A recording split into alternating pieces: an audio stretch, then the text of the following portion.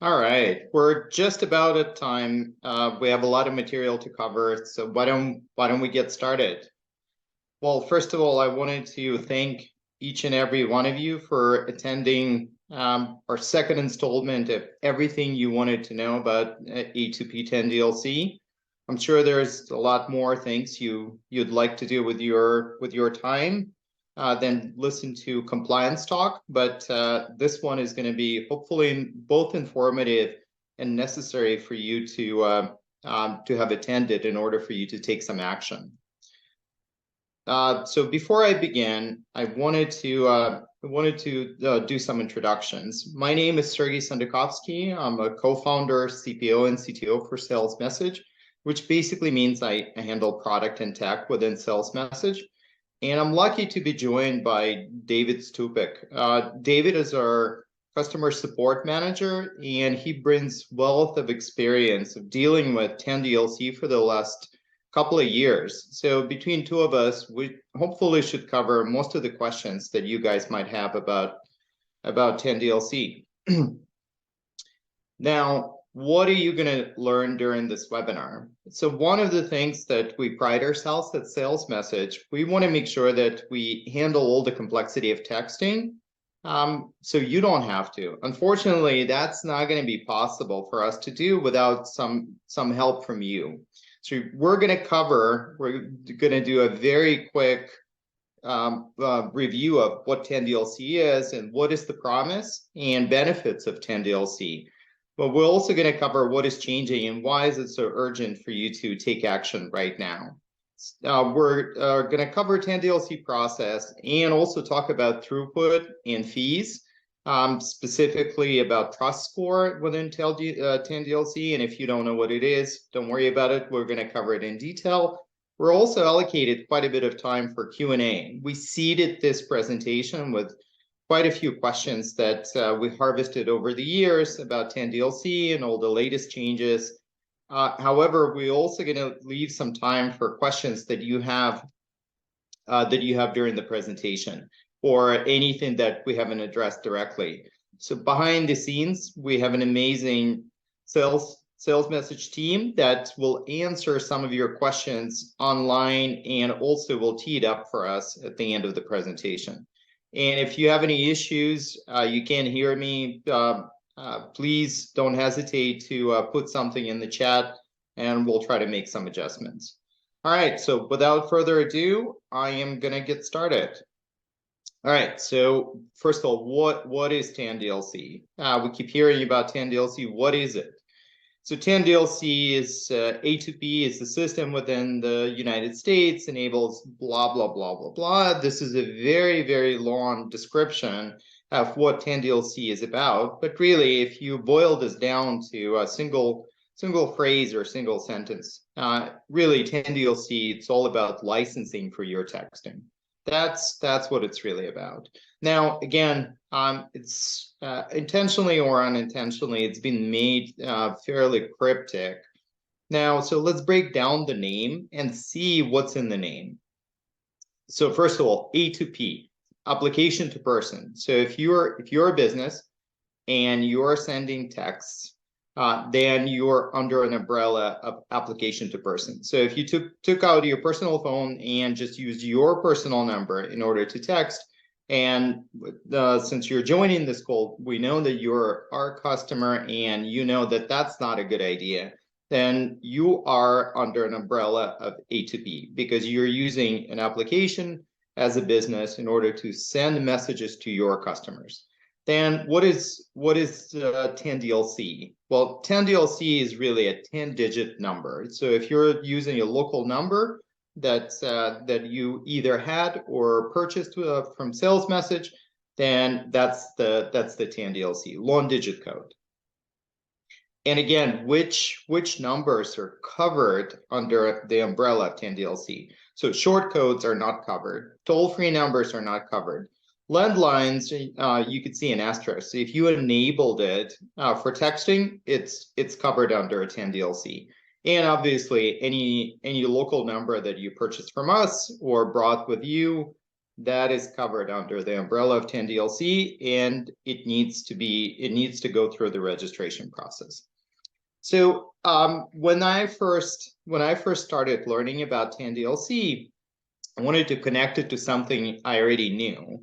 And if you look at texting as an equivalence to email, then you will see there's just analogous lining between all the line items that are under this that are in this list. So you will see that email service providers like Yahoo and Google are basically carriers, T-Mobiles and the AT&Ts and Verizons of the world. Then you also have spam and blacklisting. Well, that's equivalent to filtering and blacklisting under these carriers. Then you also have CAN-SPAM rules, and for texting you have TCPA and CIA. And for the trust records, you have DKIM and SPF. If you don't know what that is, it's basically declaring your identity. Well, for text messaging, you have 10DLC. So there's one-to-one equivalence between all the items that you actually do have under texting as it applies to email. All right, so if that wasn't clear enough, then really what is the registration all about? What do they want you to do under 10DLC? Well, first of all, they want to know who you are. They want to make sure that you're a reputable business, and they also want to know what kind of messages are you going to be texting. And the other remaining two items, which are extremely, extremely important, in order to make sure that you are texting somebody that's opted in for the messages, you need to indicate how exactly you're gathering the opt-in. So in other words, these unwanted texts that people keep complaining about, you need to make sure that you tell the carriers, this is exactly how I gathered the opt-in information, and everybody I'm going to be sending the text to opted in for these texts to arrive. Number two, if the customer has changed their mind and they don't want to be receiving any more text, how exactly can they opt out? So that's the fourth piece of information that the carriers want to know about. And that's really it. So if you boil that down, if you boil down that complicated process to 4 line items, that's really what they care about. Knowing who you are, knowing what exactly are you going to be texting, and make sure that it's covered under the regulations of some of the prohibited content that carriers don't want to see, that you have gathered the opt-in, and you also have an opt-out. The customers can actually opt out from receiving the messages. All right, so what's changing? So as you know, getting an account with sales message is really, really quick. And so many other players within the space, that's exactly the process with them as well. You can easily go and just simply sign up for the account and start texting right away. So that process, the easy way for you to start texting has the other side. So players that are non-reputable within the ecosystem, they have taken advantage of this ease of getting into texting. So they would sign up for the account and start sending spam. So in order to prevent that, industry came together, carriers came together, and they set up an entity that's going to be policing texting. And this is really under the umbrella of A2P 10DLC. Now, so far, all the registration for 10DLC has been optional.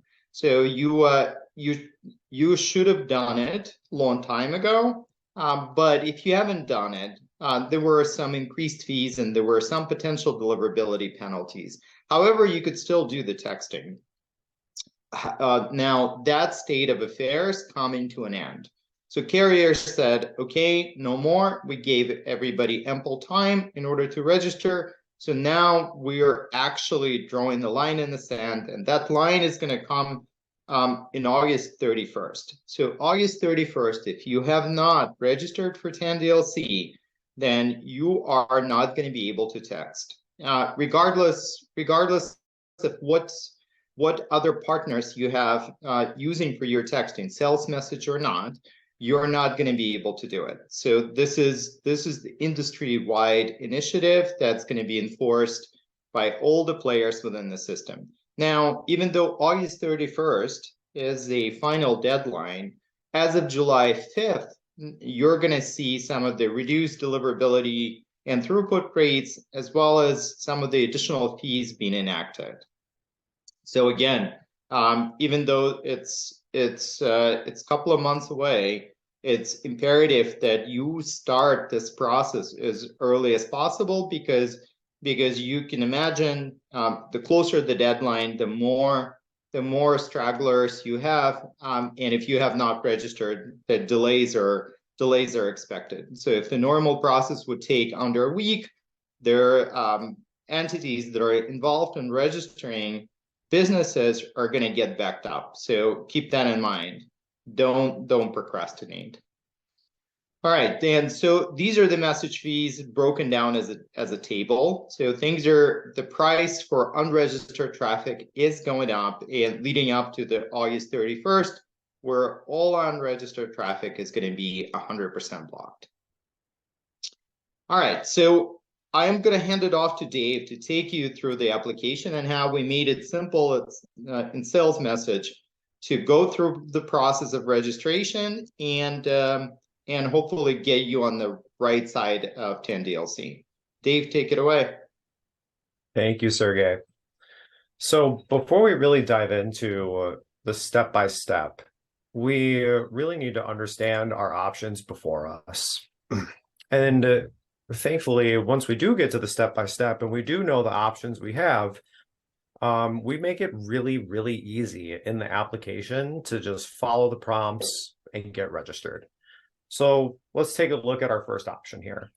First option is called sole proprietorship. And this package is going to be a fit for you if you have one local number, if your campaign has a low message volume, and if your organization does not have a tax ID or EIN. However, keep in mind, if your organization does have that EIN or that tax ID, sole proprietorship will not be an option for you. We'll have to look at the other remaining options. So moving along, the next option is low volume standard. And low volume standard will be a fit for your organization if, again, your campaign is low volume. So we're talking like 2,000 texts a day.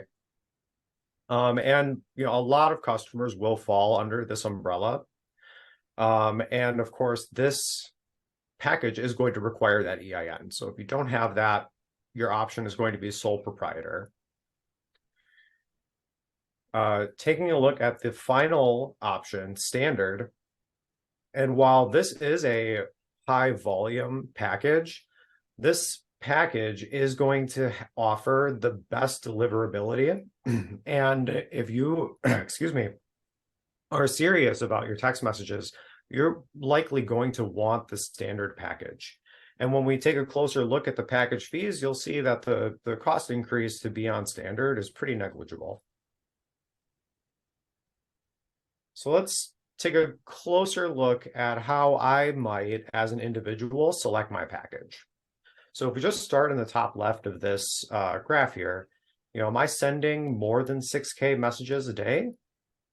I'm going to need the standard package. And then even going down one more, do I send more than 3K a day? Well, you're still going to need that standard package. And in fact, on the previous slide, like I said, even 2,000 a day, still going to want to be on that standard package.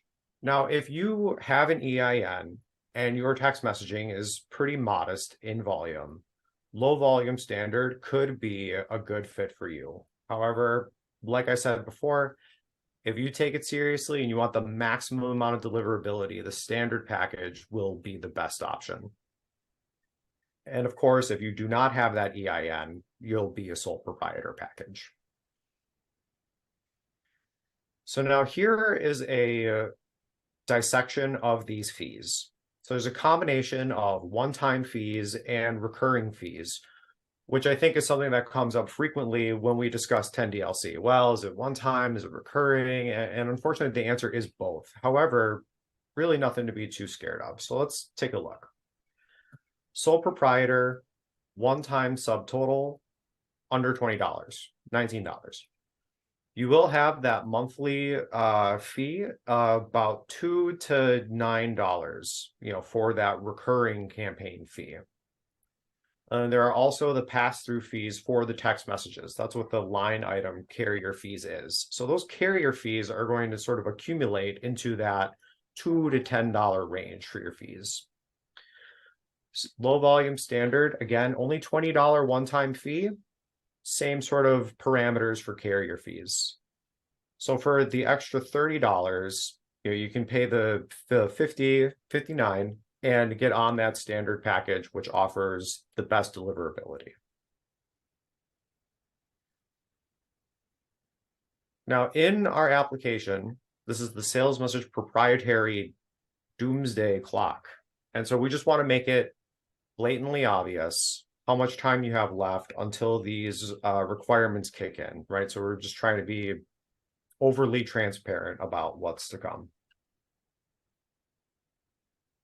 Now that we've kind of taken a look at our package options and we understand the fees, we can go through the step-by-step process. And as I forecasted earlier, sales message, and shout out to the sales message product team, we make this very easy, easiest I've seen anywhere on the web.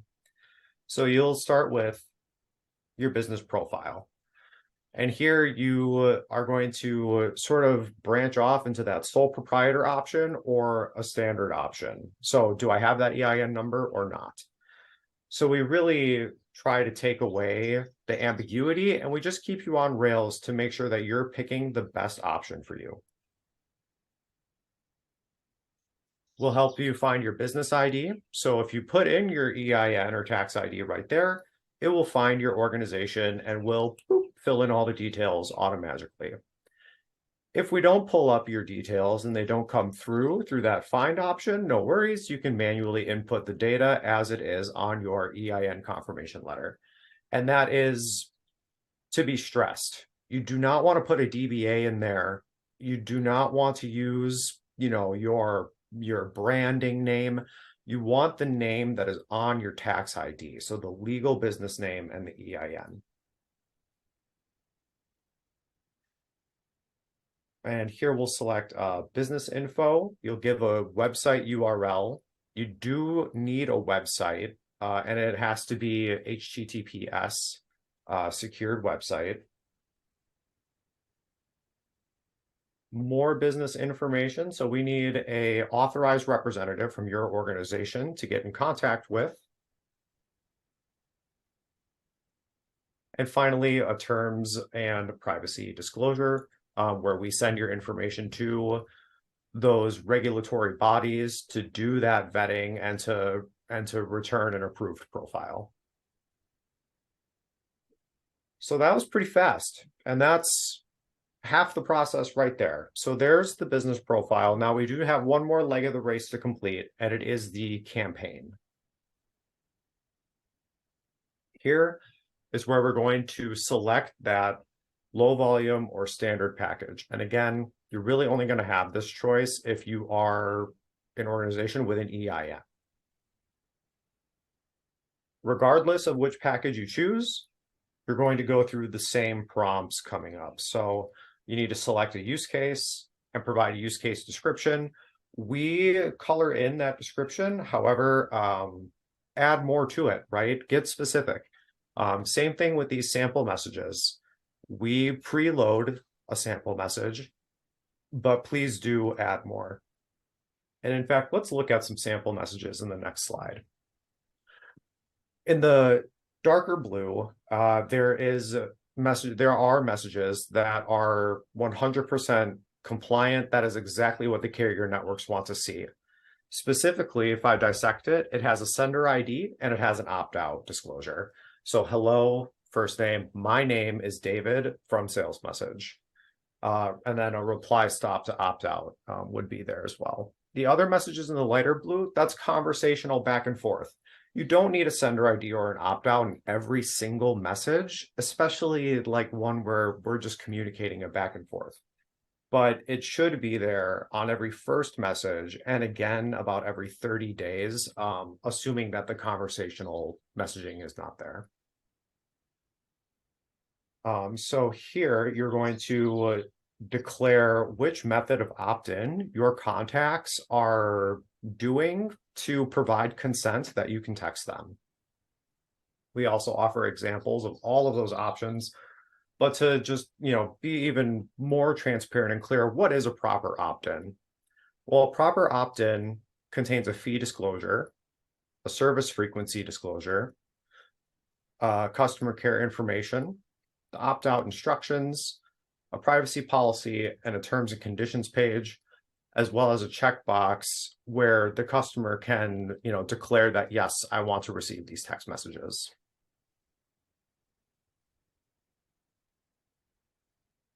Your opt-in method description is here. So in this example, we selected online form, and then we would provide, where that form lives. It might not be the homepage of your website that you submitted earlier, but maybe like that homepage / get my quote now, something like that.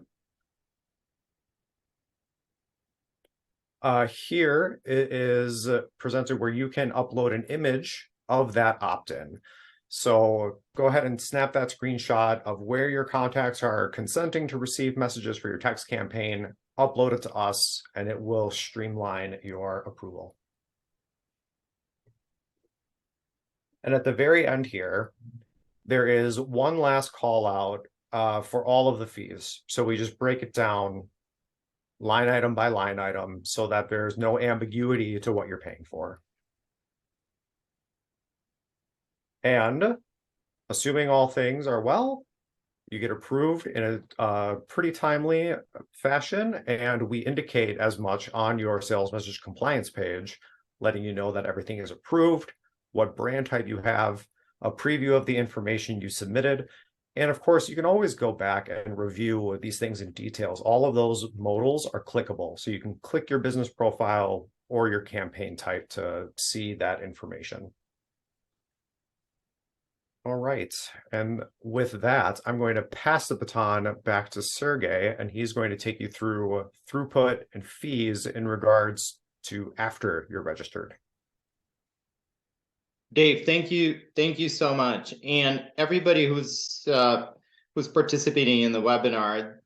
We deliberately went through the process fairly slowly because this is our anticipation that if you have all the information prepped, then it should take you no more than 10 to 15 minutes to follow through this process. Even though it takes you 10 to 15 minutes to fill out all the information, there's a stop between the business profile and filling out the registration form. Now, business profile needs to be approved, and then you go through the campaign registration process. So again, it's those steps that I indicated at the very beginning, 1, 2, 3, and 4. This is what we went through in greater detail. So basically, you're telling the carriers who you are. You're telling them exactly where you're going to be sending. Here's how I'm getting the opt-in information, and this is how people can opt out. And this is, in this picture, you see everything combined together, right? Business registration, campaign registry, which basically means you're registering, you're picking your specific use case, and then you get a trust score. At the end of the process, you get a trust score. So what is a trust score? So let's talk about that. So trust score is pretty much equivalent. It's pretty much equivalent to a throughput. Every time you think of trust score, think throughput. And the higher the trust score, the better the throughput. Now, you're going to get the best throughput if you are very precise about what exactly you're going to be texting, and you're very consistent with the use case that you're going to be selecting. So there are some declared use cases. So if you're going to declare a specific use case, your throughput is going to be the best.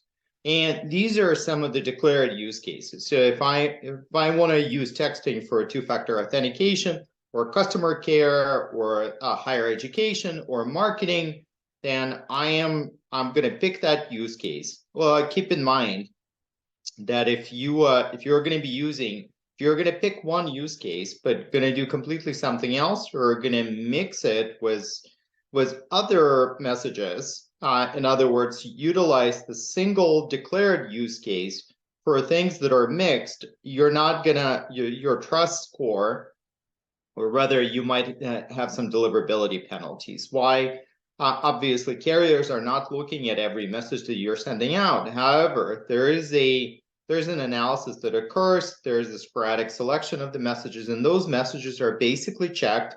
As Dave said, those messages are checked every 30 days, where this is more or less true. They might get checked more frequently, depending on what's going on at any given time. So your random message might get plucked out and just checked against what exactly did you declare. So if that message is not consistent with what you declared, then one, it might not get delivered. Two, you might get penalties across the board from a deliverability perspective, and your trust score might be lowered.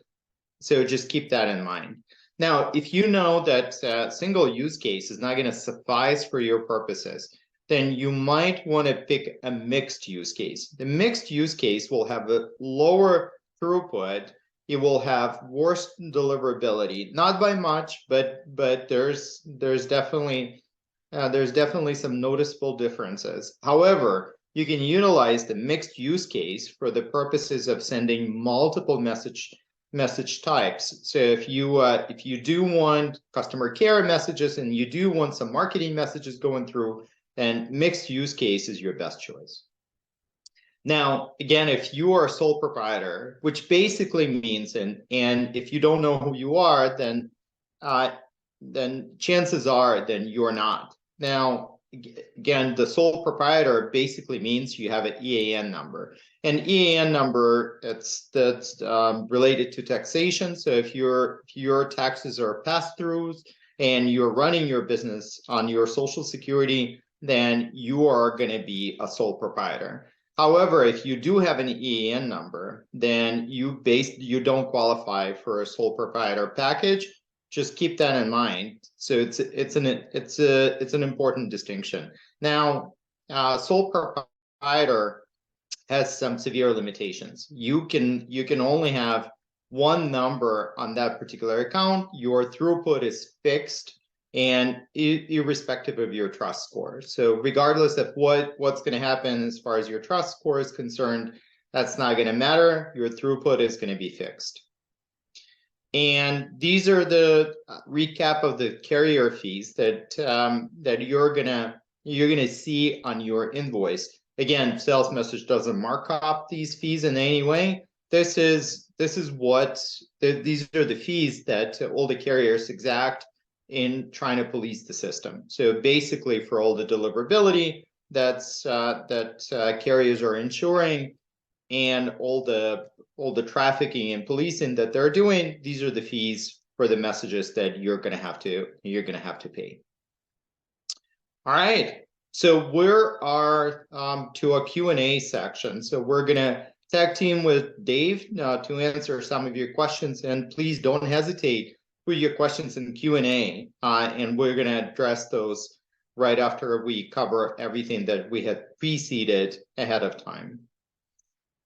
All right, is Sales Message the only company that requires 10DLC? The answer is no. That's an industry-wide change. Irrespective of where you go, you're going to have 10DLC process that you will have to follow. Dave. Right. So I got a rejection. What do I do next?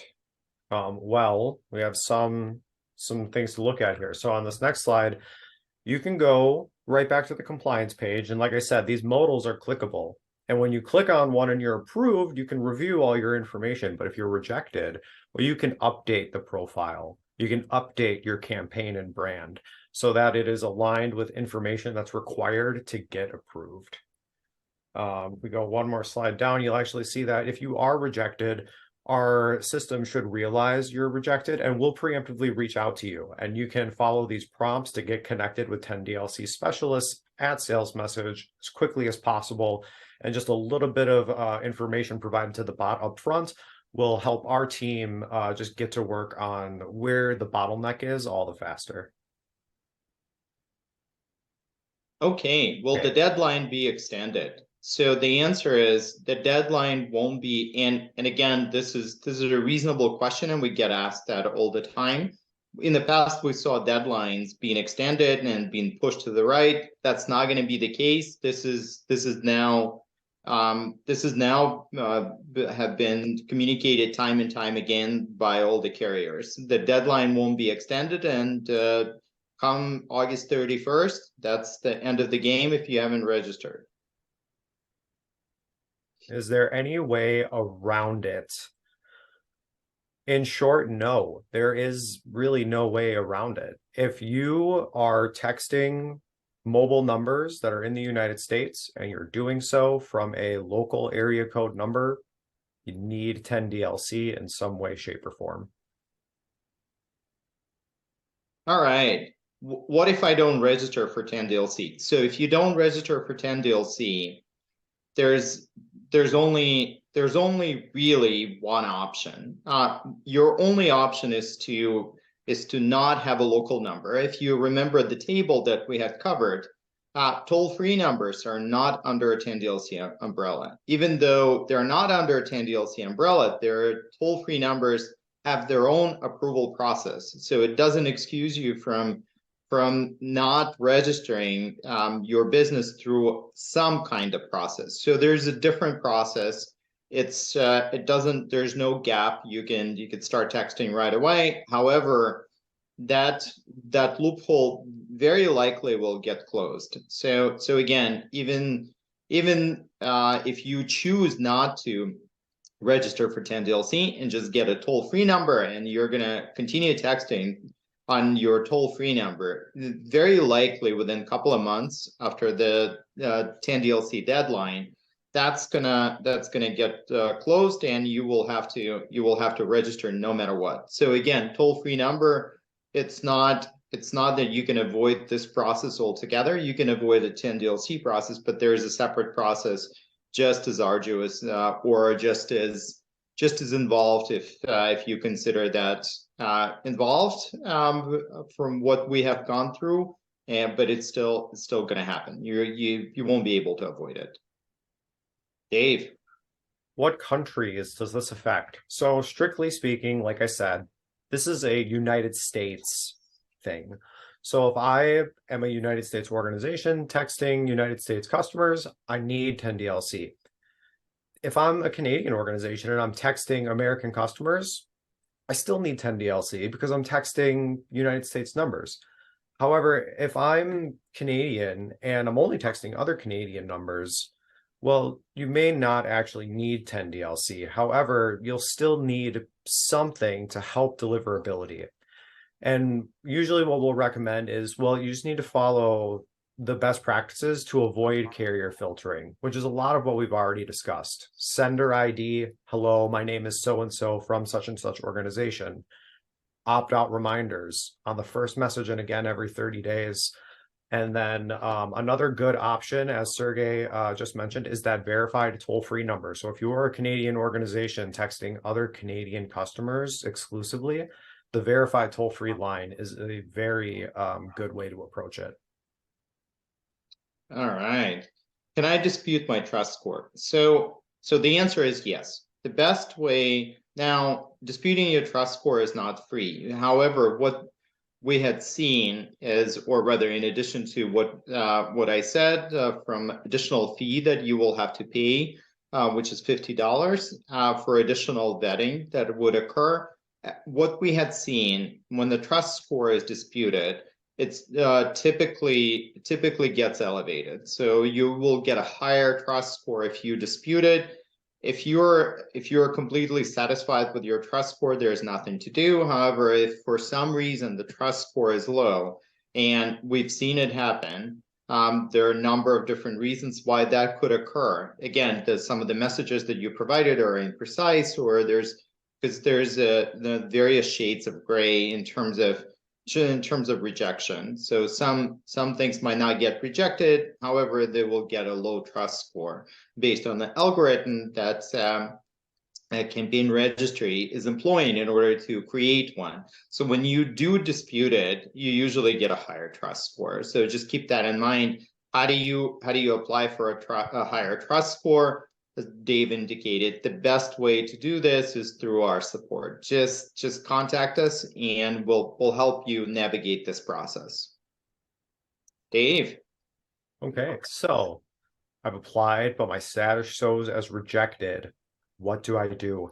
So to harpen back to that first question I answered, you would want to get in touch with us to get that very specific reason on why it failed. However, in your UI, where it indicates there is a rejection, there might be a very prescriptive error, and it could tell you exactly why you were rejected. Take a quick look at that and make sure that there's no prescriptive error there, like the opt-in was rejected, or there was a mismatch with your EIN, something like that. But if it just says, hey, there was an error, please retry, or like something very generic, you would want to reach out to us so we could do a more in-depth investigation and help you get re-registered.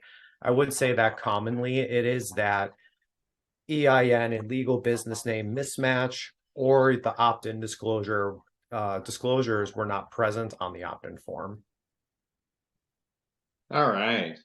What are the common reasons for rejection? Again, Dave already gone through it. So typically, and again, even though there are a plethora of different rejection codes, typically here's what we've seen.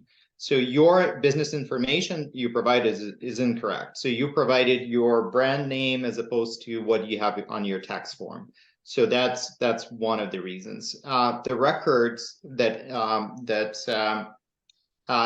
are being vetted by campaign registry, there's some inconsistency between your address and your name and your EIN. So they're using a lookup based on your EIN number. If you had provided one and you have not chosen sole proprietor, they're doing the lookup. And if there's any information that does not match to really to a letter and the dot, then you're basically could get rejected. Your business profile could get rejected. So that's one. Now, on the level of campaigns, typically following are the rejections that we had seen. So one, you haven't provided sample messages that are consistent with what's expected. So in other words, you've chosen the marketing use case, but you're really doing something else. Or you said, I want two-factor authentication, but you're sending marketing messages. So you will very likely get a rejection. So that's one. Number two, you haven't indicated your business name in your sample message.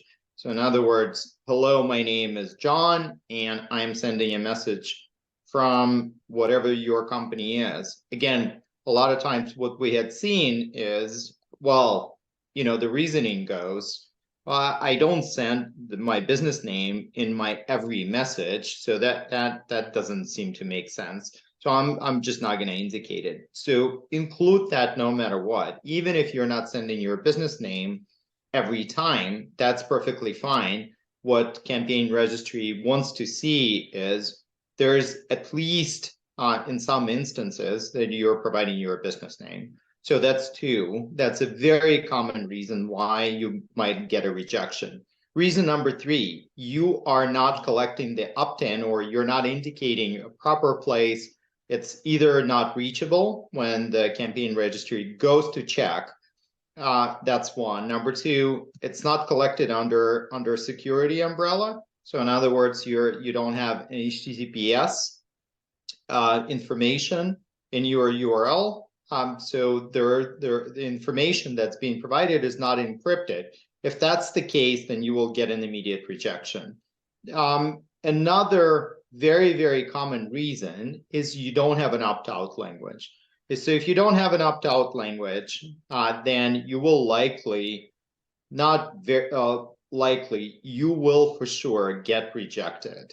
Because again, remember those 4 points: who you are, what you're sending, how did you get the information, and how can my customers opt out?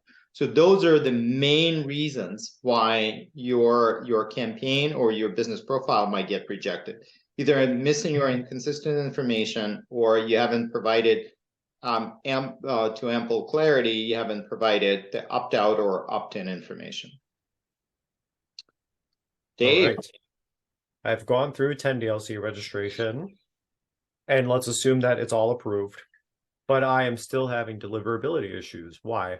Well, if we assume that everything was approved, here are some of the most common reasons. So, as we've kind of been saying, you have stopped providing that sender ID or that opt-out disclosure. And again, that should be there on the first message to a new contact, and then again every about 30 days or so. And in fact, to take it even a step further, it might even be better every time that conversational messaging stops. So I think I saw it pop up at the chat, and I'll just grab that a la carte. Like, do I have to say, hi, my name is David from Sales Message, reply stop to opt out, in every single one of my back and forths? No, because that's not conversational. That doesn't make sense. However, it is important that it's there frequently enough that, as Sergey said before, the networks are going to be taking a look, and they're going to be using tools like algorithms and computers to help them take a look. So when you do color outside the lines, it's really not that hard for the spotlight to get shined on you. So other reasons why you might be having deliverability issues: you might be texting a contact that is not, might have a bad phone number, right? So you want to check against, the do not calls. You want to check against, landlines. Thankfully, Sales Message has a product called Phone Checker you can use to ensure that every one of your contacts is a real mobile number and not a landline or a VoIP number, which will commonly result in failures.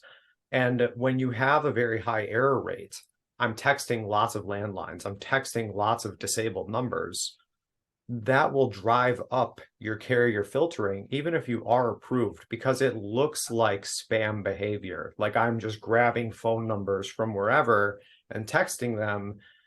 But so this is why the opt-in is so important. It's important to mind your P's and Q's with the sender ID and opt-out language. All right. Thanks, Dave. Again, if you push the boundaries, these boundaries will push back. So keep that in mind. And again, as Dave said, as you're starting the conversation, please include the information for the opt-out, because that's typically, from what we've seen, that should be enough. All right. Can I downgrade a standard or low volume package? So the answer is, right now, there's no downgrade path. So once you have started with sole proprietor, you can actually upgrade to low volume standard or immediately to standard. But you cannot downgrade. So that process currently does not exist. Will it exist in the future? Potentially. Now, again, our recommendation to actually splurge and go for a standard package, because that's going to be the highest deliverability and the highest throughput, and there's a low price to pay for those benefits that you're getting with the standard package. All right. Dave, can I apply for standard package while on sole proprietor or low volume standard package? And the answer to this is yes, you can upgrade. Right now in the UI, if you are in our website on the compliance page, that is, if you are approved, there's no like upgrade button. So you would want to reach out to us at support@salesmessage.com through the live chat that's available on our website, or give us a text. Just get in contact with us and express a desire to upgrade, and we can help you through that. Okay, how will I know that I exceeded my sole proprietor or low volume standard package limits? So we make it really abundantly clear within the application that you are pushing the boundaries. So again, there's some throughput, or there's some message limits for each particular package. You saw the diagram that basically looks at message volumes to see if you're qualified, including the number of numbers. Because again, the sole proprietor only allows one. So if you get another, that's not going to be covered under a sole proprietor. So in order for you to be able to know that you're actually exceeding those limits, we're making it clear. You will see the message within the application telling you that that's the case. Now, also keep in mind, this question comes up time and time again. Well, what if I have a particular campaign that I pushed out, then my normal volume is really low, but Christmas season is coming up, the holidays, and I'm gonna text more. Now am I immediately gonna lose my eligibility for one of the packages? So the answer is no, that's not gonna be the case. Even though the limits they're reset and they're looked at on the daily basis, the more you push those limits, the more you go beyond what's allowed, the higher the chances that you will get flagged, and that's specific that you might get penalties. Some of the messages might not get delivered. So that's typically how you're going to see it materialized. And again, if you are constantly pushing against those limits, then your best bet is to connect with us and have us upgrade you to a higher package. Dave. Where will I see my 10 DLC one-time and recurring fees? So before you complete the process, we have that disclosure page that tells you this is your one-time and these are going to be your recurring fees. However, there are some pass-through fees that are going to change based on your message volume. So where do I keep an eye on that? Well, that's actually right on your billing overview page in Sales Message. So every time your carrier fees are due, either they get to a certain threshold and we bill immediately, or if it stays under that threshold for the month, it's just we charge it as a line item on your subscription. So keep your eyes on your subscription invoices and you'll see it there, as well as any payments that are $100. I think it's that $100 mark. If you get to fees that are $100, then we charge right away. But keep in mind, if your carrier fees are getting up to $100, you are a very high volume customer. So that, if you're keeping your message volumes in about that low volume standard range, you'll probably just keep an eye on your subscription payment. All right. Well, that's pretty much all the questions that we had preceded. Now let's address everything you asked in chat and Q&A. So Mima, if you could verbalize those, that would be great. Absolutely. Yeah. So here's the first one. We're back from for week 2, still working through our process over here. I know you said you can't initiate opt-in through your sales message text, but can our clients initiate opt-in through their personal text with a form that gives permission? If this is too broad, you can message me later, Dave. This is our participant from last week. She had a case where she was representing her clients. Does that make Absolutely. sense? Dave, do you wanna take this one? No problem. So like you said, you cannot send a text message to someone asking for their permission if it's okay if I text you, right? Because you can't walk into somebody's house and ask if it's okay to come inside. You're already in their living room. But you can entice a contact to text you. And if they communicate with you first, well, then of course you can message them back, and that is considered opt-in consent. There is no need to go through the form or go through a QR or anything like that. If they text you, you can text them.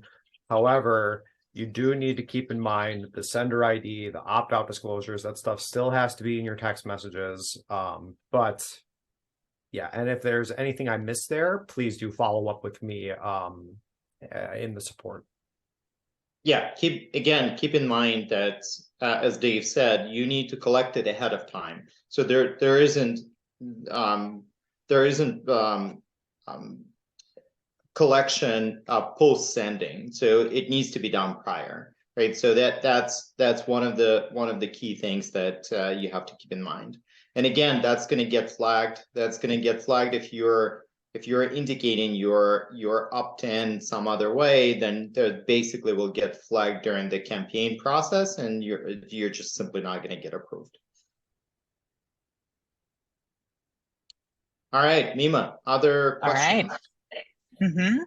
I have instructor teams that will reach out to clients with their personal numbers. How does this work? Okay, so personal numbers. So if you're using personal numbers are not covered. You're not A to P. Then you're P to P. So P to P has a completely different set of regulations and whatnot. So this is only applicable to A to P. So if you are texting using sales message application, that basically means you either brought in your number or you purchased a number from us. So if you brought in your number, then it's covered under the umbrella, and now it's been hosted by the carriers. Or you got a number from us, and which is definitely under the umbrella of A to P. So again, personal texting from your personal number, completely, you need to put that aside. This is just applicable to if you're using sales message application. Web or mobile or our extension. So irrespective of what gets used, it gets covered. Awesome. We have a few more here. Just to confirm, I don't need to register for 10DLC if I am using a toll-free number, right? Correct. You don't need to register for 10DLC if you're using toll-free number. However, there is a different application process that you have to go through. So you cannot avoid some form of registration. That registration, and as a matter of fact, we do have a webinar that covers toll-free number registration. So we'll put it as a follow-up to the email back to you to this particular webinar. So you could see if I want to opt in for toll-free option, what exactly do I need to do? The process is similar. It's not identical, but it's similar. But one of the main distinctions, which is accurate right now, but it might get closed, is you can start texting. So one of the key changes here is that while you're going through the process after August 31st, you really can't start texting right away. With toll-free number, you could start texting right away. Basically, you apply, you get a number, and you could start texting. Now, you do have to register, otherwise you're going to get penalized, and those messages are not going to go through. But again, that what would be perceived as a loophole is very likely will get closed within a couple of months. Yeah, and just to tack one thing onto that, another big distinction between the two is that as it stands today, it's free to get a registered toll-free number. There are fees associated with 10DLC. Thank you, Dave. That's an important distinction. Again, it very likely would change in the future because again, you will see that everybody who really tries to avoid the process of going through a 10DLC is going to try to utilize toll-free number option. However, that's gonna get closed, and there's gonna be no other option but to go through some form of registration right away. Nima? Excellent. All right. We have a few more. Do any of these standards change if we only use SMS for non-marketing purposes, i.e. coordinating a service call? So the answer is no. Again, if you look at the declared use cases, that's one of the umbrellas. So if you have a specific use case, either a customer support use case or any other that's declared, then, and we only indicated a few. There's quite a list that covers the many different use cases that the industry had seen. And also some specialty use cases, if it's either a nonprofit or political, and there are specialty use cases that cover that too. And there is some additional vetting that might be required. So if you have a specialty, if you have a use case, you do want to select it, because that's, as I mentioned it before, that's your best option to get the highest throughput. The closer the use case to what exactly you're doing, the better the throughput and the better deliverability, because it's really clear. Again, the mixed use case need to be policed much better, because again, you could have all kinds of the mix of the mix of messages that is coming through. So the pipe that it's traveling through is quite busy. So that's one. Your throughput is lower, and also it needs to be policed on a more frequent basis. So selecting a specific use case, that's your best bet for those messages to be delivered. So deliverability rates are higher and the throughput rates are higher. Thank you. All right. We transferred our number from Kixie to sales message. Can we still register for 10DLC using sales message? So the answer is yes. Now, transferring numbers, so if you transfer numbers from one provider to another, you still have to go through this process. So campaign registry, which is the entity that's been set up by the carriers that has the information about your business. So what it needs to do, it needs to connect your business to one specific use case to a set of providers that are working with you. In order for that to happen, you need to go through that process again. Even if you're bringing the number over, you need to think about, and also this we didn't include that as a question, which comes up all the time. Now, is 10DLC about numbers? Or is it about something else? The answer is it's about something else. It's not about the numbers, it's about the business. So the numbers themselves are really incidental. So if you're bringing over the number, it doesn't really matter. So what you're doing is you're basically you're connecting your business information to your campaign information. The numbers themselves become incidental. So if you retire one of the numbers or purchase additional numbers, they're going to be covered under that umbrella. Do you need to worry about any additional numbers that you're purchasing? The answer is no. You don't have to go through this process again, because really it's all about the numbers. Sorry, it's all about the business.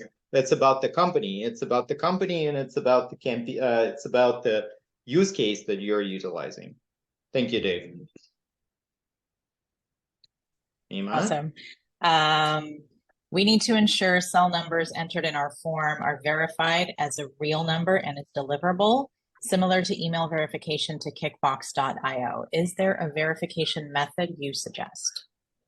Absolutely. It is sales message phone checker. And this is a feature that is available to all sales message customers in your organization settings page. Keep in mind, we do charge 1 cent a lookup, so it's not free. However, it's still cheaper than texting a number that can't receive a message, only for you to not only get charged for trying to send the text, but also not deliver a text. So if you're concerned that, well, I have these phone numbers and I'm suspicious that they are not truly mobile numbers, you can run just that list through Phone Checker. You can run just one number through Phone Checker, or you can run your entire contact database through Phone Checker. We really make that up to you. And if you're looking for more specifics on Phone Checker and how it works in all of its ways, our help article on Phone Checker would be the best place to go. Awesome. And one more, I think we've got time. Can I get more examples of opt-in messages? Yeah, absolutely. So again, follow up with our support, and you will see.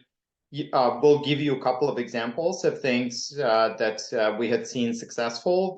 There's also we're gonna publish this. We're gonna publish this webinar, and you can go back and just look at the messages that we see as samples. So if one of the I'm suspecting that you're asking, based on your particular business, what sort of sample messages or the opt-in, opt-out information that you could provide, and we could help you with that. So we could just understand your specific business and make a couple of suggestions. So the best thing to do is to follow up with our support, and we'll give you some help.